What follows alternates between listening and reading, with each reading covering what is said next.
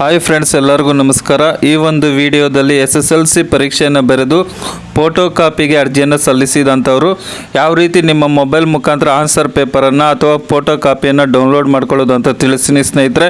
ತುಂಬ ಸಿಂಪಲ್ ಆಗಿರುತ್ತೆ. ಒಂದೇ ಒಂದು ನಿಮಿಷದಲ್ಲಿ ನೀವು ಏನು ಫೋಟೋ ಕಾಪಿ ಇದೆ ಅಂದರೆ ಈಗಾಗಲೇ ಫೋಟೋ ಕಾಪಿಗೆ ಅರ್ಜಿ ಸಲ್ಲಿಸಿದಂಥವರು ಒಂದೇ ಒಂದು ನಿಮಿಷದಲ್ಲಿ ಡೌನ್ಲೋಡ್ ಮಾಡ್ಕೋಬೋದು. ಯಾವ ರೀತಿ ಅಂತ ತಿಳಿಸೋದಕ್ಕೂ ಮುಂಚೆ ಯಾರೆಲ್ಲ ನಮ್ಮ ಯೂಟ್ಯೂಬ್ ಚಾನಲ್ಗೆ ಸಬ್ಸ್ಕ್ರೈಬ್ ಮಾಡ್ಕೊಂಡಿಲ್ವ ಅಂಥವರು ಈ ಕೂಡಲೇ ಸಬ್ಸ್ಕ್ರೈಬ್ ಮಾಡ್ಕೊಳ್ಳಿ ಸ್ನೇಹಿತರೆ. ಇನ್ನು ನಿಮ್ಮ ಮೊಬೈಲಲ್ಲಿ ಯಾವುದಾದ್ರೂ ಒಂದು ಬ್ರೌಸರನ್ನು ಓಪನ್ ಮಾಡ್ಕೊಳ್ಳಿ. ಓಪನ್ ಮಾಡಿಕೊಂಡು ಸರ್ಚ್ ಬಾಕ್ಸಲ್ಲಿ KSEAB.Karnataka.gov.in ಅಂತ ಹೇಳ್ಬಿಟ್ಟು ಟೈಪ್ ಮಾಡಿ ಸರ್ಚ್ ಕೊಡಿ ಸ್ನೇಹಿತರೆ.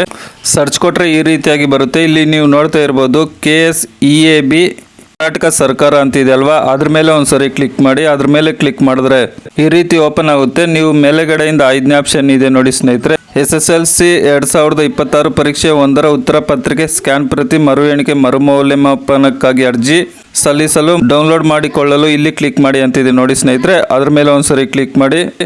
ಕ್ಲಿಕ್ ಮಾಡಿದ್ರೆ ಈ ರೀತಿಯಾಗಿ ಬರುತ್ತೆ.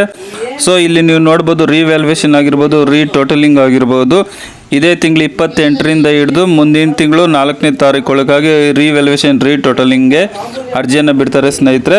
ಸೊ ನೀವು ಫೋಟೋ ಕಾಪಿಯನ್ನು ಡೌನ್ಲೋಡ್ ಮಾಡ್ಕೋಬೇಕಾದ್ರೆ ಕೆಳಗಡೆ ಆನ್ಲೈನ್ ಅಪ್ಲಿಕೇಶನ್ ಅಂತಿದೆ ನೋಡಿ, ಅದ್ರ ಮೇಲೆ ಒಂದ್ಸರಿ ಕ್ಲಿಕ್ ಮಾಡಿ. ಕ್ಲಿಕ್ ಮಾಡಿದ್ರೆ ಈ ರೀತಿಯಾಗಿ ಬರುತ್ತೆ. ಎಂಟರ್ ಯುವರ್ ಅಪ್ಲಿಕೇಶನ್ ನಂಬರ್ ಅಂತಿದೆ ನೋಡಿ ಸ್ನೇಹಿತರೆ. ಅಲ್ಲಿ ನೀವು ಅರ್ಜಿ ಸಲ್ಲಿಸಿದಾಗ ಗ್ರಾಹಕರ ಸಂಖ್ಯೆ ಅಂತ ಬಂದಿರುತ್ತೆ, ಕನ್ಸ್ಯೂಮರ್ ನಂಬರ್ ಅಂತ ಹೇಳ್ಬಿಟ್ಟು. ಅಲ್ಲಿ ಅದನ್ನು ಹಾಕಿದ ತಕ್ಷಣ ನಿಮ್ಮ ಒಂದು ರಿಜಿಸ್ಟ್ರೇಷನ್ ನಂಬರು ನಂತರ ಯಾವ ಸಬ್ಜೆಕ್ಟ್ ಹಾಕಿರ್ತೀರ ಅದು ತಾನಾಗೆ ಬಂದಿರುತ್ತೆ ಸ್ನೇಹಿತರೆ.